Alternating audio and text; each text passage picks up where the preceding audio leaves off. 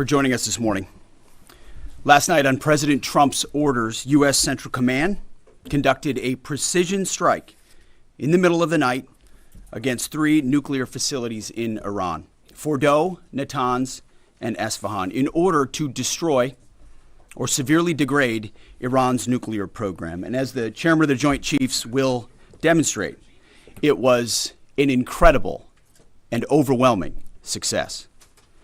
The order we received from our commander-in-chief was focused, it was powerful, and it was clear.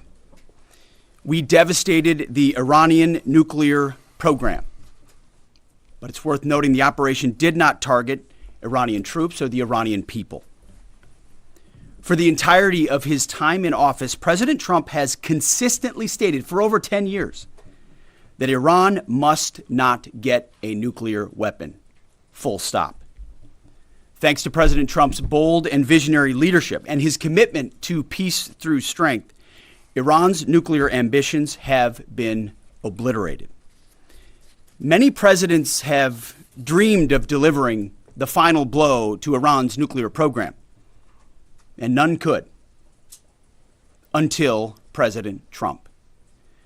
The operation President Trump planned was bold and it was brilliant, showing the world that American deterrence is back. When this president speaks, the world should listen. And the U.S. military, we can back it up. The most powerful military the world has ever known. No other country on planet Earth could have conducted the operation that the chairman is going to outline this morning. Not even close.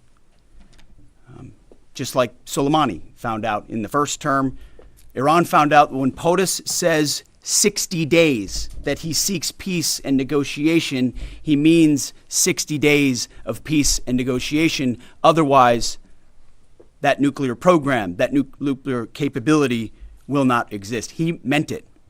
This is not the previous administration. The President Trump said no nukes. He seeks peace, and Iran should take that path. He sent out a truth last night saying this: any retaliation by Iran against the United States of America will be met with force far greater than what was witnessed tonight. Signed, the President of the United States, Donald J. Trump. Iran would be smart to heed those words. He's said it before, and he means it. I want to give recognition to the Chairman of the Joint Chiefs of Staff, the Joint Staff, General Eric Kurilla at CENTCOM, who did a phenomenal job, he and his staff, all of CENTCOM. Policy across the board, this was a joint effort, and across the Pentagon effort. I want to recognize the pilots who flew those bombers, who flew those fighters, who flew those refuelers, warriors. I want to recognize the sailors on those destroyers, in those subs, on those carriers, warriors, all of them. I want to recognize our soldiers doing air defense, base defense, QRF, warriors, all of them. Every American involved in this operation performed flawlessly. And I want to give recognition to our allies in Israel as well. This is a plan that took months and weeks of positioning and preparation so that we could be ready when the President of the United States called. It took a great deal of precision. It involved misdirection and the highest of operational security. Our B-2s went in and out of downtown Tehran, of these nuclear sites, in and out and back without the world knowing at all. In that way, it was historic. A strike that included the longest B-2 Spirit bomber mission since 2001 and the first operational employment of the MOP, a massive ordnance penetrator. The mission demonstrated to the world the level of joint and allied integration that speak to the strength of our alliance and our joint forces. As President Trump has stated, the United States does not seek war, but let me be clear. We will act swiftly and decisively when our people our partners or our interests are threatened. Iran should listen to the President of the United States and know that he means it, every word.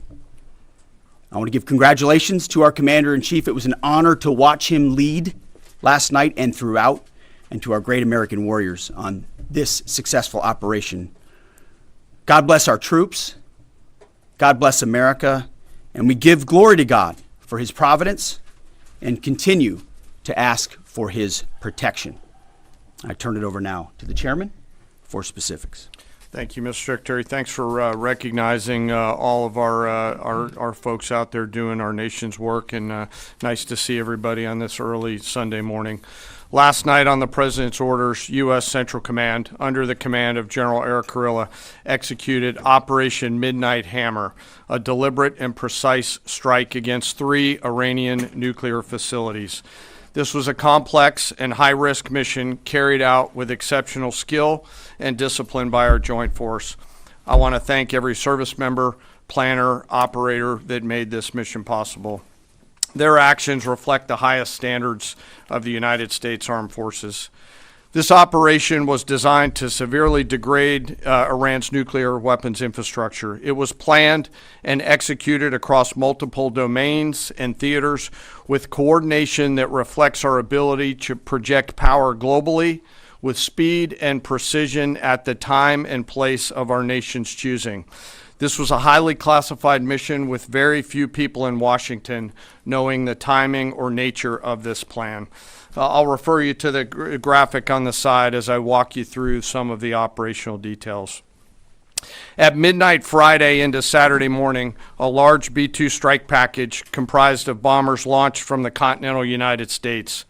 As part of the plan to maintain tactical surprise, part of the package proceeded to the west and into the Pacific as a decoy, a deception effort known only to an extremely small number of planners and key leaders here in Washington and in Tampa. The main strike package, comprised of 7 B-2 Spirit bombers, each with 2 crew members, proceeded quietly to the east with minimal communications. Throughout the 18-hour flight into the target area, the aircraft completed multiple in-flight refuelings.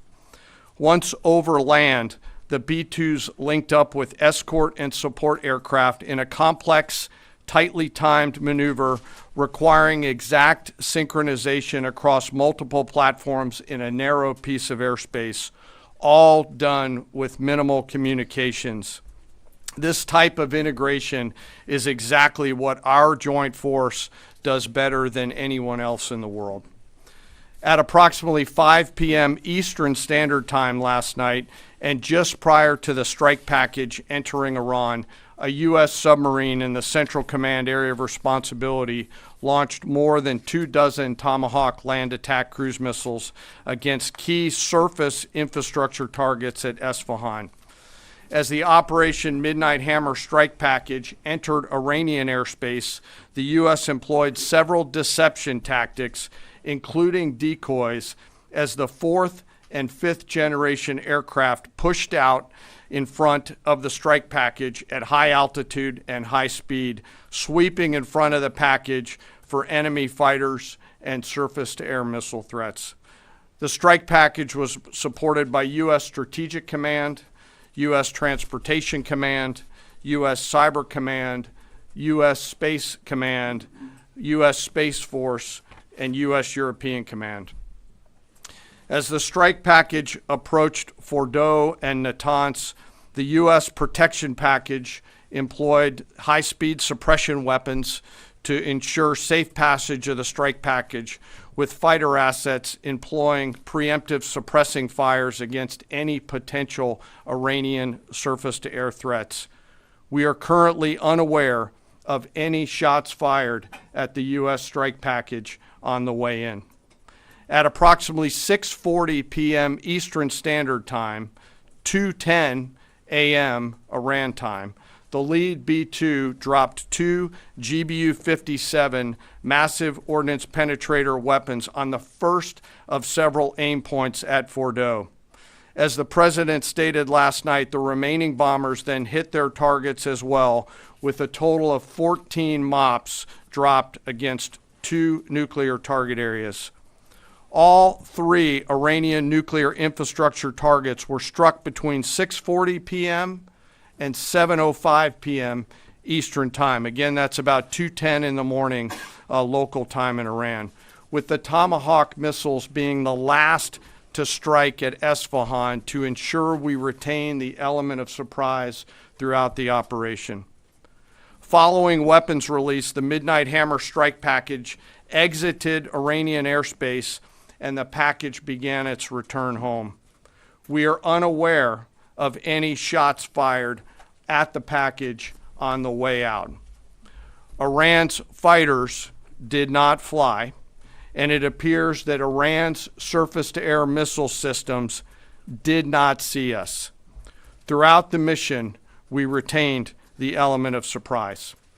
In total, U.S. forces employed approximately 75 precision-guided weapons during this operation. This included, as the President stated last night, 14 30,000-pound GBU-57 massive ordnance penetrators, marking the first ever operational use of this weapon.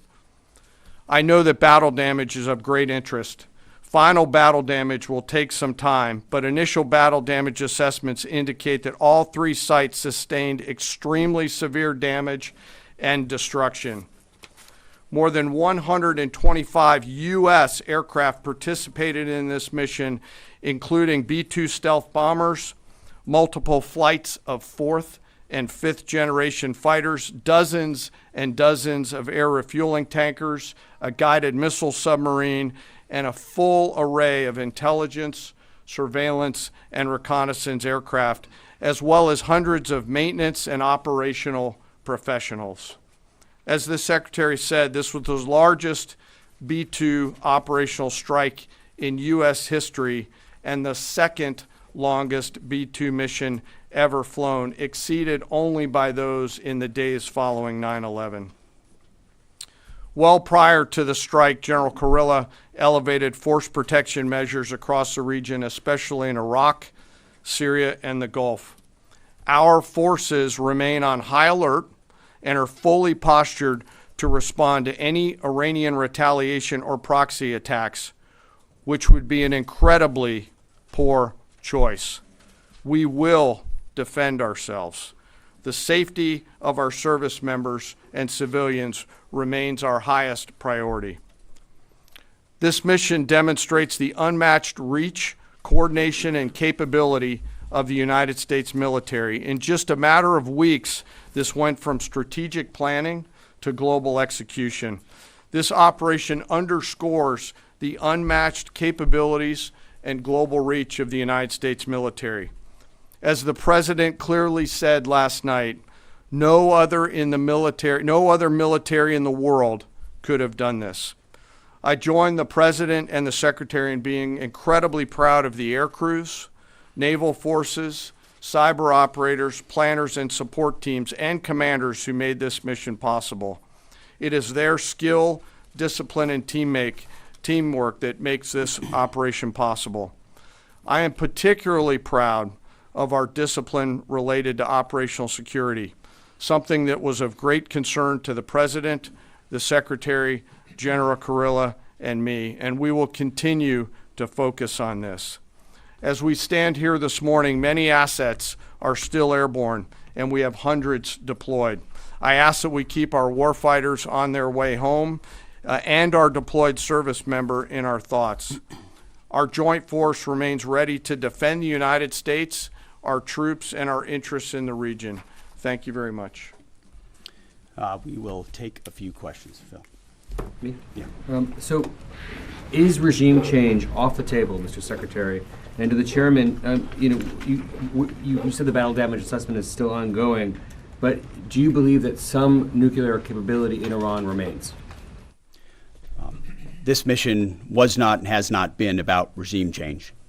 The President authorized a precision operation to neutralize the threats to our national interests posed by the Iranian nuclear program and the collective self-defense of our troops and our ally Israel.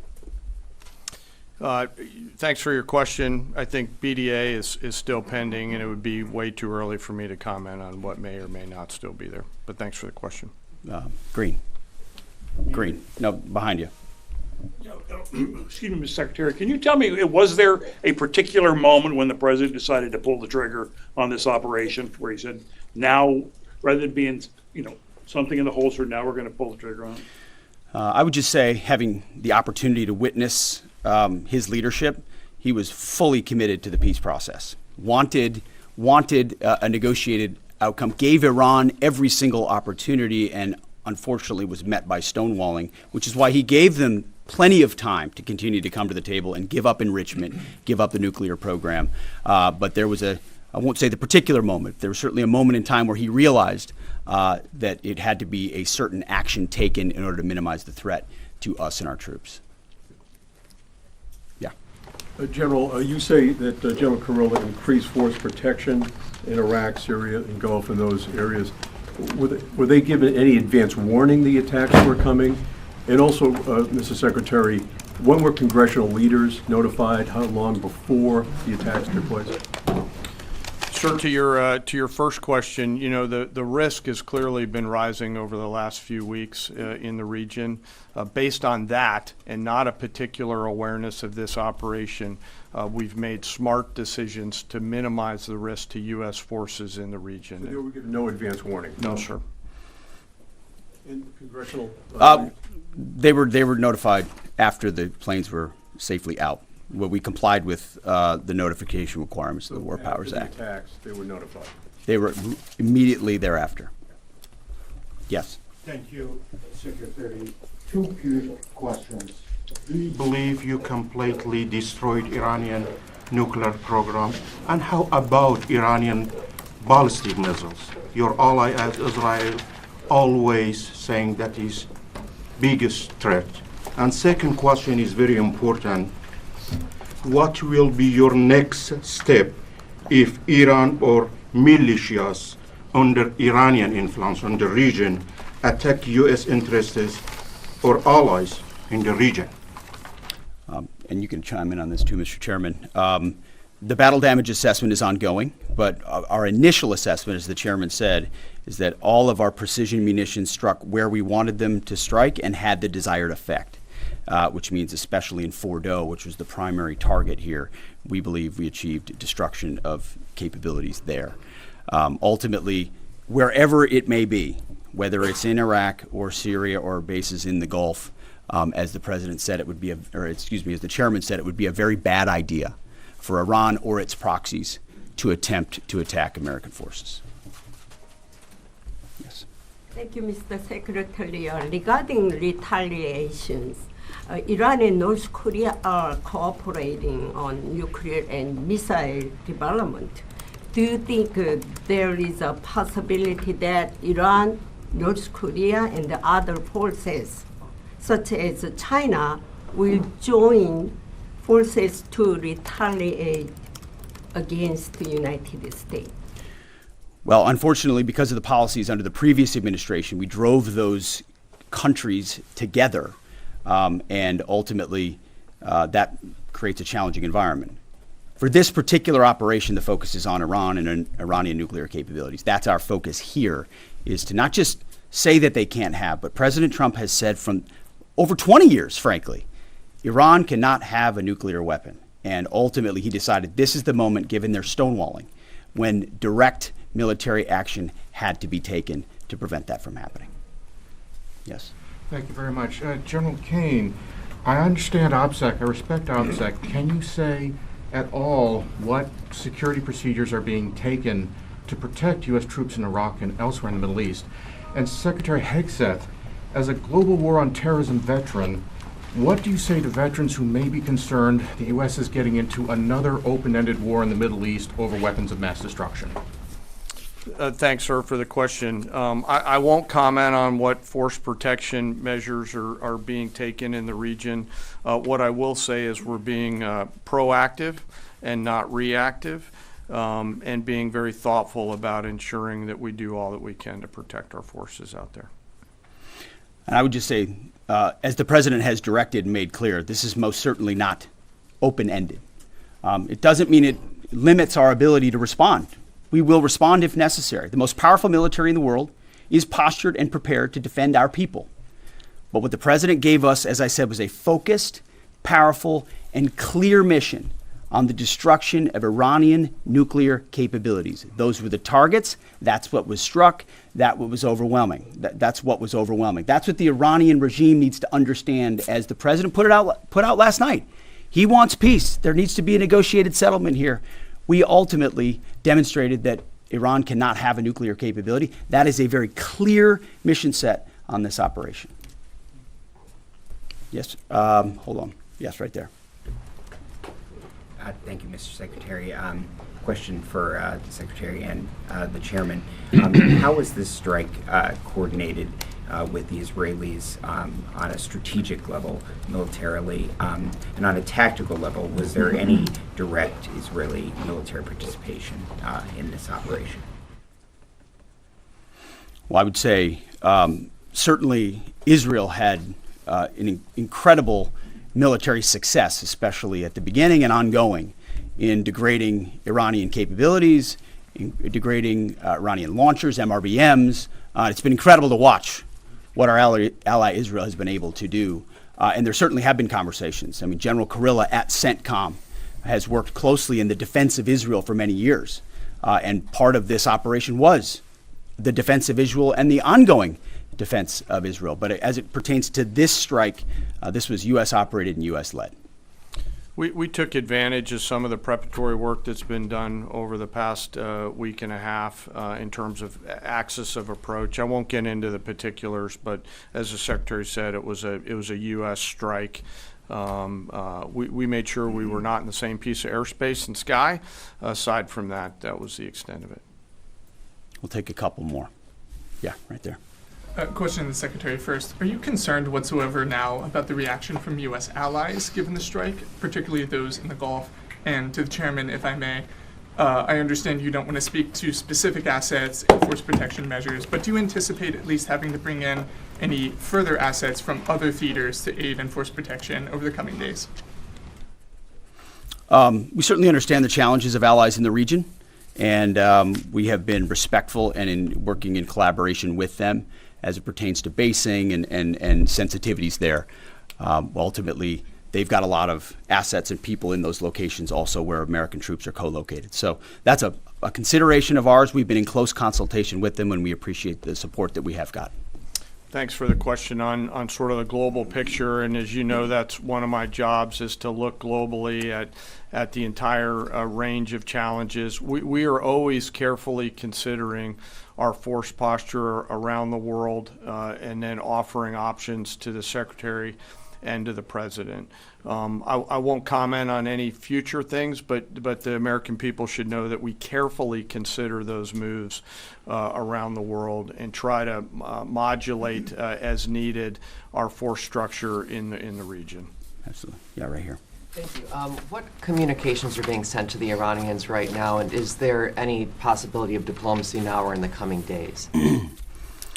I can only confirm that there are both public and private messages being directly delivered to the Iranians in multiple channels, giving them every opportunity to come to the table. They understand precisely what the American position is, precisely what steps they can take to allow for peace, and we hope they do so. Yes. The president may not want an open-ended conflict. The Iranians may disagree. Are you prepared for a protracted war? Well, anything can happen in conflict. We acknowledge that. But the scope of this was intentionally limited. That's the message that we're sending. With the capabilities of the American military, nearly unlimited. So Iran, in that sense, has a choice. But we've made it very clear to them, this is nuclear sites, this is nuclear capabilities, this is the line that the president set, and we set that back. Now is the time to come forward for peace. But I think one of the takeaways from this as well is the unprecedented level of ongoing cooperation. I can't speak highly enough of the chairman and his staff and General Kurilla in CENTCOM, what they've done to look around the corner, to pre-position, to understand how an operation like this comes together. The scope and scale of what occurred last night would take the breath away of almost any American if you had an opportunity to watch it in real time. And I think Tehran is certainly calculating the reality that planes flew from the middle of America in Missouri overnight, completely undetected over 3 of their most highly sensitive sites, and we were able to destroy nuclear capabilities. And our boys in those bombers are on their way home right now. We believe that'll have a clear psychological impact on how they view the future, and we certainly hope they take the path of negotiated peace. But I could not be more proud of how this building operated, of the precision, the sensitivity, and the professionalism of the troops involved in this effort. I will take one more. We'll take one more question. Yes, right there. Thank you, Mr. Secretary. Concerning the justification for these strikes, in March, the Office of the Director of National Intelligence released their threat assessment, concluding, quote, Iran is not building a nuclear weapon, and Khomeini has not authorized the nuclear programs he suspended in 2003, unquote. So what new intelligence does the U.S. have since then that the Iranians have changed their position on nuclear weapons? And does this new intelligence come from U.S. sources and methods, or are we getting this information from other countries? Well, I would just simply say that the president's made it very clear. He's looked at all of this, all of the intelligence, all of the information, and come to the conclusion that the Iranian nuclear program is a threat, and was willing to take this precision operation to neutralize that threat in order to advance American national interests, reduce the Iranian nuclear program, and obviously collective self-defense of ourselves and our allies. So he looked at all of it, understood the nature of the threat, and took bold action I think the American people would expect in a commander-in-chief. That's all we've got. Thank you very much. Appreciate it. Mr. Chairman. Thank you. Mr. Chairman, do you have any of the WC-135s up to check for radioactive material in the atmosphere?